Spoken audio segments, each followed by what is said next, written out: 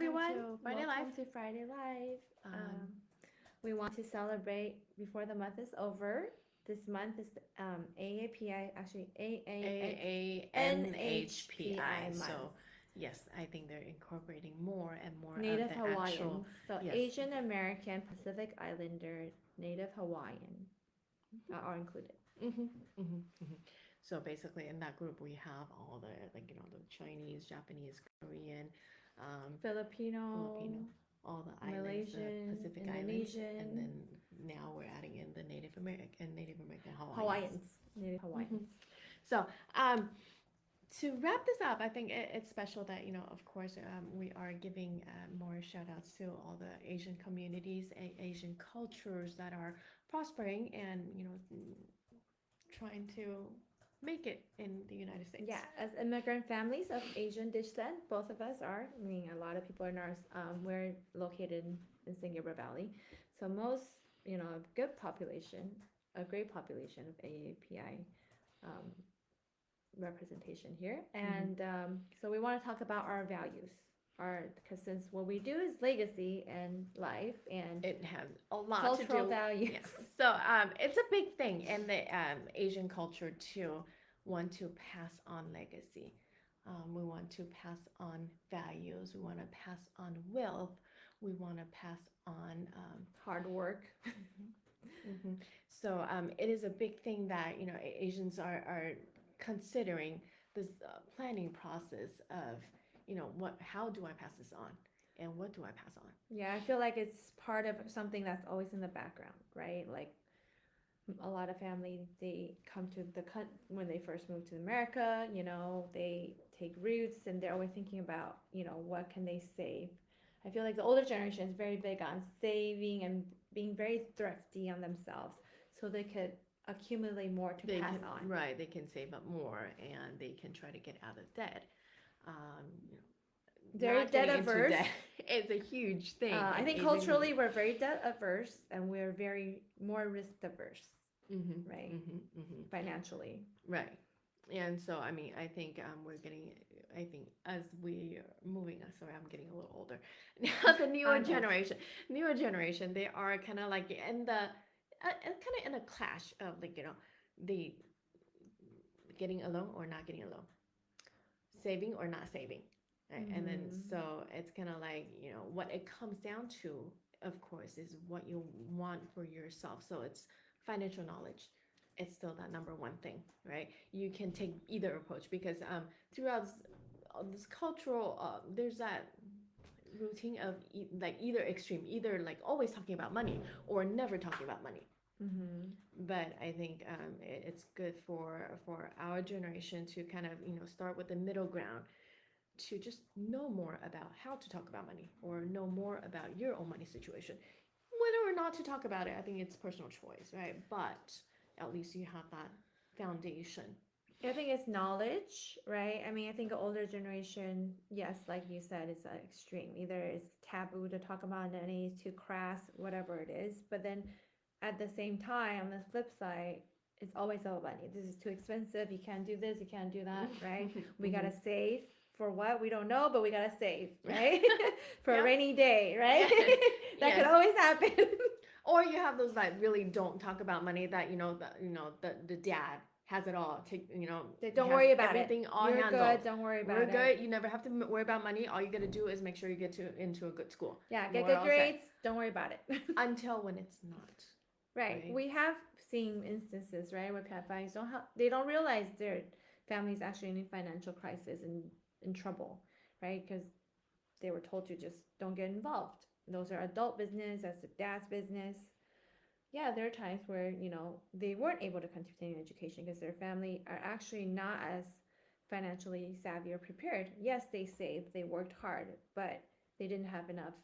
Either they had bad luck, or just they had not enough resources to support them when their business or financial become either for a lot of immigrants, either their English is not good enough, they're not they're not savvy in terms of legality of contracts and things that they get into, or it's just like And culturally, you're not like, I feel like they're resistant to ask for help, right? It's right. very like, I could do this on my own, like, tough it out thing and mentality for a lot of people.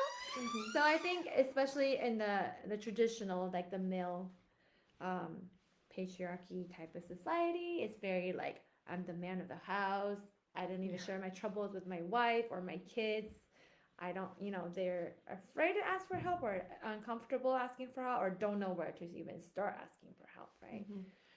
So I think the trend has becoming that um, Asian community, a lot of Asian population in general knows that you know just to keep on learning, that keep the learning process, getting yourself more like tech savvy, more finance savvy, that helps you carry on that value, so then you can actually support your family, you can support not just your own little family, but the older generation, your mom and dad, and the younger generation. So it's kind of it's our core value that we want to provide for our parents, even if they may or may not need it. But it's kind of in our culture that if in the time comes, we need to be ready to be able to take care of our parents. Yeah, I think it is ingrained in us, It doesn't matter how, I guess, Americanized we are, but it's very, you help each other out. It could be like because of the whole family, right? It's the biggest thing, like, right? So you help the elders, you have gratitude that they raise you, provided for you, and you're supposed to give back. I mean, that's Mm-hmm. the expectation, and that is also, something that's just like built in, right? Like It it's is a built given, in, right, basically, right. right? It's not exactly like my parents. They don't Yeah. exactly They don't they don't ask us, expect they don't that from expect us, us. but we do expect that from ourselves, Yeah. so that we have the ability to provide for them if Yeah. necessary. So I think So it's part of the whole gratitude, like ever since you're little, you know that they worked hard to provide for you, and it is ingrained in us that we will return that hmm. and take care of them. So I think it is common that Asian community right now are like they're hungry for all the financial knowledge. They keep on learning just to prepare themselves even better, to be able to do everything that we said. Yeah, I Um, mean, it's a lot of us. I mean, that's also good in our community. I think it's all very, very a community based. I think it takes a village and everything, not just raising kids, but financial planning, all that stuff, right? That's why it's in our community, it's special because there's a lot of people that speak the language, right? They're professionals that could help you, and they also speak, you know, Chinese and, Japanese, anything you would need. mhm. So then you're able to have access to those knowledge. There's no We do. language barrier, right? We do have a really strong Asian community in our area. Now, speaking of which, Asian community, Asian population in general is more keen to start their own business. Either have done it or will be going for it, compared to the general population. Yeah. So today we actually want to just give out a few small business tax tips. Right, so then something that you can think about in the short run. I know most people have dealt with their taxes this year already, but looking forward to this coming year, preparing for next year, there are a couple things that maybe will help you out. Okay, okay, let me get to my list. All right, so if you have your own small businesses, um, you deal with your books all the time. So and like to manage your income and expense, always a big thing. Okay, so if you can line them up correctly, it will save you on taxes. So for example, if you see yourself not doing so well this year, you don't have all that much expenses. You may want to look into. Oh, sorry, you don't have all that much income. Then you have those expenses. You would want to see if there's a potential possibility that I can defer it until next year that you have more income to offset it. Same thing, likewise, if you are doing really well, which I hope so, if you're doing really well this year, you anticipate having a lot of income. Now, is it potentially possible for you to actually receive that income later? not this year, but you can, contract it out so you actually receive the income in the next year, so you can kind of balance out a little bit, that you will not be hit with a huge income taxes coming this year, but instead you can defer part of that to next year. Yeah, So- the cash allocation for between the income expenses. So if it's small business, you have, more flexibility, and I don't know what line of business then it's something you can look into. Okay, and there's also annual gift exemption. So annual gift It's exemption, huge in Asian 18 community yeah. that parents want to set up well for their kids. So giving gifts to people around you is something that you can utilize.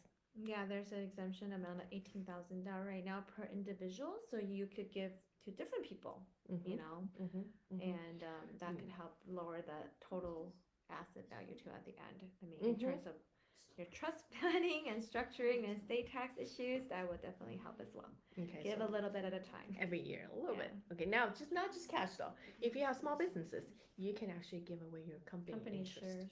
Right, give away the share. Now, the cost to that, it's easier to handle. You have your CPA figure that out for you. You can just give them non-voting rights interest. So then you continue to manage your company. You operate the company, but your children start to own little bits and pieces of your company. And then so when it is time for actual succession that you want to give them the company, it would already It's not a have. giant chunk of transfer. Right, either. you would have already, balanced out the cost, the tax consequences of that. Okay, and then for small businesses there, because we are, I think California and United States in general, they are increasingly more favorable for small businesses. They want to help small businesses out, so there are a lot of incentives. Small business loans, and there are even grants, Mhm. and there's grants are specifically for Asian American businesses as well. There are many. Yeah. And then tax credits. Mm-hmm. Different tax credits or different types of deductions that may be available for small businesses. So there's not like a really Do a research. one place that you can get all the information, but just keep your ear out and keep studying, keep fill yourself up with knowledge, have a really good CPA, or for us to refer you one. It may or may not help you, but it's just good to be in the know, right? And plan ahead. So every year, supposedly every quarter, you got to prepare your taxes. If you already know how big your tax consequences would be, it's good to set aside that fund or figure out a way how you're going to fund that tax payment. So then, if you do particularly well this one year, you do have that fund set aside instead of, you actually have to.